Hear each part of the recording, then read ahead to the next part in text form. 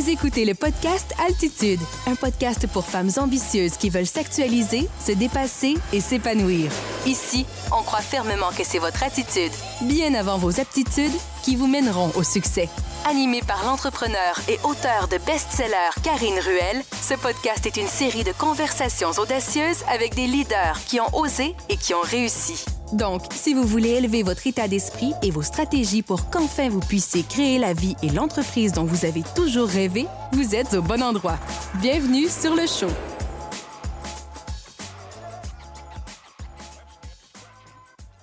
Cet épisode vous est présenté par le Journal de vie, l'outil ultime pour vous aider à améliorer constamment votre bien-être et votre bonheur grâce à des techniques inspirées de la psychologie cognitivo-comportementale et de la psychologie positive qui sont simples, efficaces et prouvées. Le Journal de vie est bien plus qu'un journal de gratitude. Il vous offre des exercices quotidiens pour vous aider à renforcer votre confiance en vous, instaurer de saines habitudes de vie et entraîner votre cerveau à penser plus positivement. Pour en savoir plus sur le Journal de vie, rendez-vous sur www.journaldevie.com et utilisez le coupon podcast pour recevoir 10% de réduction sur votre commande. Revenons maintenant à Karine. Alors aujourd'hui, pas de niaisage. Le sujet du jour, c'est justement l'efficacité. Chose que je travaille encore au quotidien, on va se le dire. Puis c'est quelque chose qui est moi je crois là, que l'être humain se fait en perpétuelle évolution. Fait que l'efficacité, si vous n'êtes pas efficace, si vous n'avez pas de méthode de travail, vous trouvez ça difficile justement d'être efficace, mais ce podcast ici, c'est pour vous parce qu'on va regarder qu'est-ce qu'on peut faire au quotidien, puis regarder sur quoi vous pouvez travailler pour justement augmenter cette efficacité-là. Donc, première chose de toutes, tu sais, je vous dis souvent que c'est important son lieu de travail, autour de soi, la vibe. Tu sais, moi, je crois beaucoup là-dedans. J'ai de la difficulté à travailler quand c'est encombré. J'aime les endroits qui sont aérés, mais on s'entend que dans la réalité, dans le day-to-day, c'est pas toujours possible d'être dans son beau petit cocon.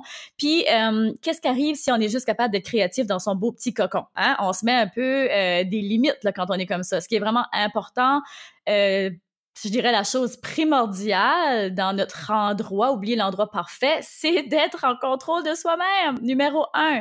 Donc, au lieu de focuser justement, c'est ça, sur rendre l'endroit parfait, c'est donc focuser sur votre contrôle de vous-même. Parce que même si vous êtes dans la plus belle pièce avec, le beau petit sofa ou le beau petit bureau tout parfait, ça vous rendra pas plus efficace. C'est certain que c'est un beau luxe de plus, puis si vous pouvez le faire, c'est bon, mais je pense que le premier conseil que je peux vous donner, là, c'est d'être en contrôle de vous-même. Numéro 1, ça, c'est la première chose pour être efficace. Numéro 2, trouver un petit rituel. Très important, parce que le cerveau, là, lui, il aime ça. Il aime ça, les rituels. Il va connecter. Il y a bien des choses qu'on fait qu'on se rend même pas compte, hein, le subconscient. Donc, première chose, deuxième chose que je vous conseille de faire, c'est de vous trouver un petit rituel. Par exemple, ça peut être mettre une telle musique. Genre, moi, je le sais, quand j'étudie, je dis j'étudie parce que oui, je fais tellement souvent de recherches scientifiques, je suis toujours en train de lire de nouvelles affaires. Je suis une étudiante, une perpétuelle étudiante. Je suis toujours en train d'écouter des podcasts ou de m'éduquer sur tel sujet. Mon Dieu, j'ai toujours quelque chose à apprendre. On dirait, je pense que c'est ce qui, moi, me tient motivée. Puis je trouve ça tellement important, petite parenthèse ici, parce que je trouve ça tellement important de continuer. Puis je lisais un post hier qui parlait de l'éducation. Tu sais, à quel point que beaucoup de gens ont le syndrome de l'imposteur, puis que si t'as pas de maîtrise ou de doctorat dans un tel domaine, genre, tu devrais pas essayer d'aider les autres ou tu devrais même pas essayer de devenir coach ou choses comme ça parce que t'as pas le knowledge qui vient avec. Mais j'ai une petite chose à dire là-dessus. Oui, c'est important d'avoir un background solide. C'est important de faire des études, mais ça devrait pas nous limiter. C'est pas parce que tu as fait des études que quand tu sors des études que ça devrait s'arrêter là. L'éducation, ça devrait être quelque chose en continu, puis je connais bien des gens qui ont été à l'université puis qui sont moins connaissants que d'autres qui ont jamais été à l'université, right? C'est pas parce que tu rentres dans un cadre, que tu as un diplôme dans les mains, que ça fait de toi une personne plus connaissante dans un domaine. Sur certaines choses, oui, là. Tu sais, admettons qu'on prend les médecins, on s'entend-tu que c'est pas quelque chose que tu apprends sur Internet avec des affaires gratuites, là, hein? On va quand même faire avoir des choses.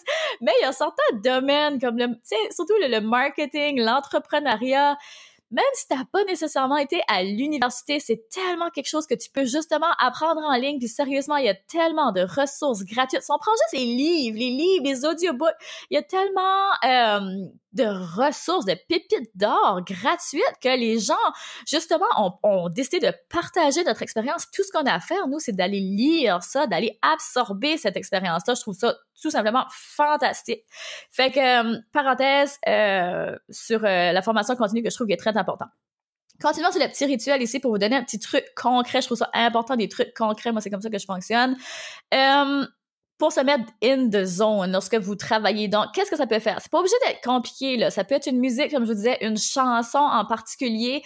Moi, j'ai des, tu sais, ça dépend. J'ai pas. À un moment donné, je vais toujours écouter le même chanteur, puis je vais toujours écouter comme la même chanson de repeat des fois, puis ça me met vraiment in the zone, ça me met dans l'énergie, puis après ça, je vais me tanner, je vais écouter un autre groupe, whatever. Mais pour moi, la musique, ça fonctionne super bien. Même de quand j'étais jeune, je me rappelle, ma mère me disait, qu'est-ce que tu fais? Ferme la musique, essaye d'étudier comment tu peux te concentrer avec la musique. Mais c'est comme ça que je fonctionne, ma brain est wirée de cette façon-là. Et là, je vais vous sortir du beau chiac, hein? Mais moi, je fonctionne comme ça. À l'université, c'était la même chose. Je pouvais pas m'asseoir puis juste écouter le professeur. Pour moi, là, c'était... Oublie ça, je tombais dans la lune, je me mettais à penser à plein de choses, je pouvais pas. Mais... Si vous allez rire. Si j'écoutais le professeur, puis je jasais avec la personne à côté, puis j'écrivais mes notes, fallait que je faisais genre comme 3 affaires en même temps. 2-3 affaires en même temps. Là, ça me forçait à être connectée. Puis là, j'écoutais, puis je retenais 2 fois plus l'information si je faisais ça. Mais si je m'assisais bien droite, que je parlais pas à personne, que j'essayais de focuser sur ce que le professeur disait, oublie ça fonctionnait pas. Donc, trouvez ce qui fonctionne pour vous. Je sais qu'il y a des gens que eux, ils vont genre snacker. Je sais que c'est pas la meilleure affaire au monde, là, mais mettons que, je sais pas, vous êtes dans le processus d'écrire un livre, vous êtes en train d'écrire une formation, ou peu importe, puis que vous avez vraiment besoin de jus créatif, vous avez vraiment besoin de trouver une routine, puis que ça vous aide, écoute, c'est quand même assez... on s'entend que ça peut être long, écrire un livre et écrire une formation, là. Mais ça peut vous aider pour le temps que c'est, mettons 1 heure, 2 heures par jour, que ça soit, par exemple, il y en a qui aiment bien des petits gummy bears, ou ça va être des petits craquelins, peu importe. Je vous conseille de pas faire ça à côté de moi, par exemple. Je dis ça parce que, oh my God, je peux pas endurer les gens qui mastiquent fort, oh my God.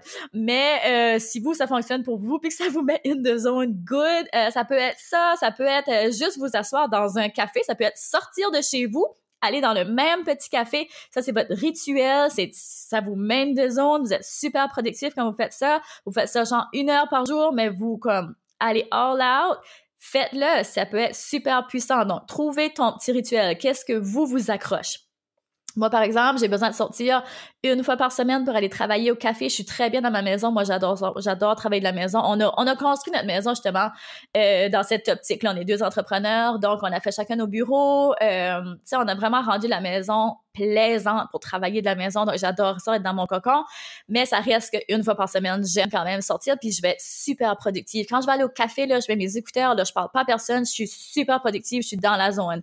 Donc, trouvez votre petit rituel parce que votre cerveau, lui, va associer que lorsque vous êtes, admettons, dans le café ou lorsque vous mettez votre musique favorite, que là, c'est comme, OK, là, c'est go time, je dois travailler, je dois produire. Donc, il va se mettre dans ce mode efficace-là. Donc, troisième chose, vous serez pas plus surpris, mais je vais vous dire d'éviter ce qui vous distrait. Vous serez pas surpris, mais combien d'entre vous continuez de rester proche des choses qui vous distraient? Numéro 1, je pense que pour tout le monde, c'est le cher téléphone, les chères alertes sur le téléphone, sur ordinateur, la même chose. Moi, je ferme mes applications parce que si je les ai d'ouvert, c'est sûr et certain. Qu'est-ce qui fait le cerveau quand il est un petit peu tanné ou qu'il trouve ça difficile? Il va chercher à faire quelque chose qui s'amuse, qui trouve le fun.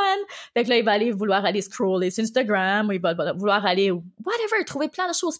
T'sais, là, vous allez remarquer ça, là, puis là, je suis sûre que vous reconnaissez quand je vais dire ça, là. Là, t'es en train de travailler, là, la productivité va pas venir, la créativité va pas venir. Là, tiens, tout d'un coup, je vais commencer à aller browser sur whatever, sur mon téléphone.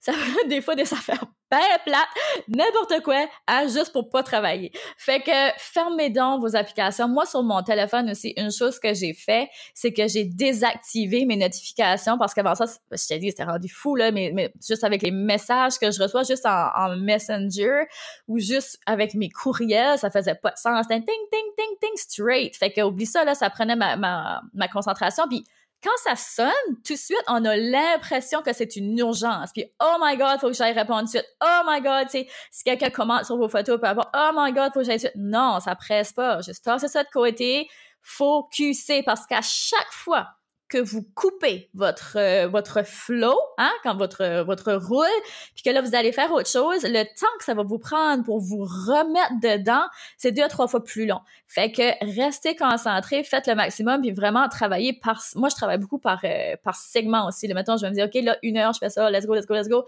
Puis là, après, genre... de telle heure à telle heure, bon, ben là, j'ai le droit de faire autre chose. C'est vraiment, je me catégorise comme ça parce que c'est important pour moi d'avoir une routine. Pour moi, routine égale liberté.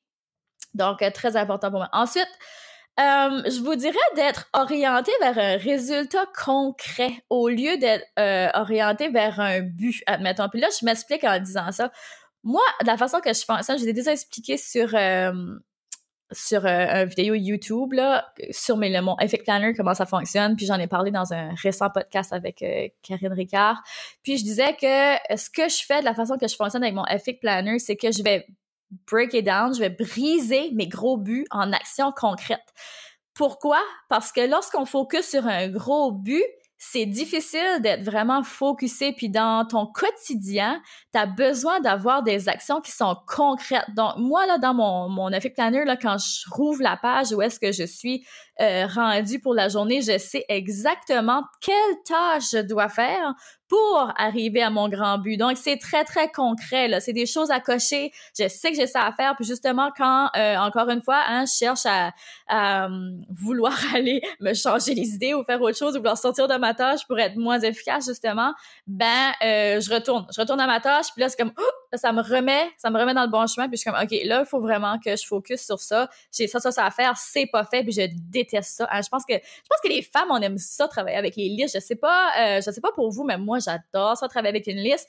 Puis j'aime ça, de cocher mes affaires sur ma liste. Moi, il y a comme un sentiment d'accomplissement qui vient avec ça. Je suis comme, ouh, nice! Fait que là, je coche mes choses sur ma liste. Fait que très, très important pour moi d'être orientée vers un résultat concret dans ma journée. Ça me rend hyper efficace versus d'être orientée vers un but. Ensuite, la dernière chose, la 5e chose, puis je pense que c'est le plus important, hein, c'est l'état d'esprit. Je vous dirais d'être positif. Je vous fais une petite anecdote ici pour illustrer un peu mon idée quand je veux dire que, tu sais, des fois, c'est difficile, justement, tiens, vous êtes en train d'écrire votre livre ou, comme je disais, de faire votre projet, votre formation, puis c'est difficile, on va se le dire, ça prend beaucoup de jus, de créativité, puis des fois, on s'enrage, on se fâche parce que, oh mon Dieu, ça fonctionne pas comme on veut, puis, ça va pas aussi vite qu'on veut ou peu importe, puis, tu sais, on a ce grand but-là, on sait où est-ce qu'on veut y aller, on veut l'atteindre, mais c'est ça, on a des embûches au cours de route. Je vous partage un petit segment de mon accouchement. Ça a duré 36 heures. 36 heures dans le mal, hein, pour celles qui ont accouché. Vous savez à quel point c'est long, hein? 1 heure, ça passe comme une éternité. Mais je trouvais que c'était un beau lien à faire ici parce que malgré que ça a pris tout ce temps-là, ça a pris plus de 2 jours, hein, on va se dire, j'ai quand même été toujours positive. Tu sais, au lieu d'être dans cette situation-là, vous m'auriez vu, là, puis tu sais, Dave peut en témoigner, j'ai pas crié, j'ai pas blasphémé, j'ai pas pleuré, j'ai eu mal, j'ai vomi, of course, mais je suis restée calme, je suis restée dans un état calme. Pourquoi? Parce que je savais ce qui s'en venait. Je savais que bientôt, j'allais avoir mon bébé dans les bras, puis même si c'était super difficile, là, ça fait mal à coucher. Ça fait mal être en travail, mais malgré ça, puis oh mon Dieu, tu sais, il y avait tellement de choses qui allaient de travers cette journée-là, je rentrais pas dans tous les détails, mais on a vraiment été chanceux d'être en vie, moi puis Charliana, mais ça a été vraiment difficile, puis tout ce que je faisais, même si dans ce parcours-là, c'était hyper tough, je me concentrais sur le positif. Tu sais, le bonheur, là, c'est un choix. Happiness, l'état d'esprit, c'est un choix. Donc, comment vous voulez vivre ça? C'est un choix. Peu importe ce que vous avez à vivre, le projet sur lequel vous travaillez, c'est un choix. Et si tu décides de ne pas contrôler, tu sais, contrôler ses pensées, là, c'est super important parce que c'est ça qui va contrôler vos émotions. Puis si vos émotions sont all over the place, que vous êtes fâché, triste, là, oh mon Dieu, super heureux, comment vous allez être efficace dans tout ça, là? Pour être efficace, faut être stable. Donc, c'est important de choisir la gratitude dans chaque journée. Ça contribue à l'efficacité. Même si on se dit, ouais, donc, gratitude, efficacité, oui, il y a un lien. Quand on est dans cet état d'esprit-là, quand on apprécie le présent, quand on est dans le moment présent, on est tellement plus efficace. Faites attention aussi aux gens autour de vous. Ça aussi, ça va contribuer à votre efficacité. Puis là, je parle en termes de vibe. S'il y a des gens qui sont autour de vous, que vous, notre corps, là, il ressent tout ça, puis ça fait juste soit l'aider à s'élever puis à être plus efficace, ou ça va vous écraser puis vous allez vous sentir moins efficace. Donc, faites attention aux gens qui sont autour de vous. Tu sais, je vous disais au début d'oublier l'endroit parfait puis d'être surtout en contrôle de soi-même, oui, mais c'est quand même des facteurs qui sont influents, là, les gens qui vous entourent. Donc, tout ça, tous ces petits trucs-là que je vous ai donnés aujourd'hui, ça va contribuer à votre efficacité. Puis ce qui est bien avec l'efficacité, c'est que même si vous êtes pas quelqu'un qui vous considérez comme très efficace, vous pouvez travailler sur ça. Vous pouvez développer cette efficacité-là avec ces petits trucs-là. Juste ce que je vous ai donné aujourd'hui, c'est pas grand-chose, mais appliquez-les. Moi, c'est ce qui, moi, j'utilise au quotidien puis qui fait une différence dans ma vie, puis que j'ai vu que... tu sais, dans le day-to-day operation, là, dans le chaque jour, ce que tu fais concrètement, tu sais, les grands résultats, là, ça s'accomplit pas juste justement en atteignant des grands buts, c'est en faisant des petites choses chaque jour que le succès se retrouve, que vous contribuez, que vous construisez ce succès-là. Donc voilà, c'est tout pour aujourd'hui. J'espère que ces trucs-là, ça va vraiment vous aider, ça va vous rendre plus efficace. J'aimerais savoir si vous avez d'autres trucs. Avez-vous d'autres trucs sur l'efficacité? Qu'est-ce que vous faites au quotidien? C'est certain que là, on aurait pu aller encore plus large que ça, on aurait encore pu aller plus technique que ça, mais je veux que vous commencez avec ça. Si vous trouvez pas efficace, commencez avec ça. C'est un bon point de départ. Ça va faire une grosse différence dans votre vie. J'en suis persuadée. Venez commenter avec moi. Après l'épisode, vous pouvez aller commenter directement. Vous pouvez me laisser un commentaire directement sur la plateforme de podcast, ou vous pouvez aller directement sur le site podcastacademy.com. Excuse-moi, academy.com. J'ai l'altitude dans la tête. Non. Podcastaltitude.com. Puis venir jaser avec moi. J'adore ça, échanger avec vous. Donc, voilà, je vous laisse là-dessus. Je vous souhaite la plus belle des journées et je vous dis un énorme merci d'avoir été là. Vous venez d'écouter le podcast Altitude. Pour ne rien manquer des prochains épisodes, abonnez-vous au podcast et cliquez sur le 5 étoiles. Vous pouvez aussi consulter nos outils gratuits créés pour vous au www.podcastaltitude.com. Merci d'avoir été là et à très bientôt dans le prochain épisode Femmes d'Altitude.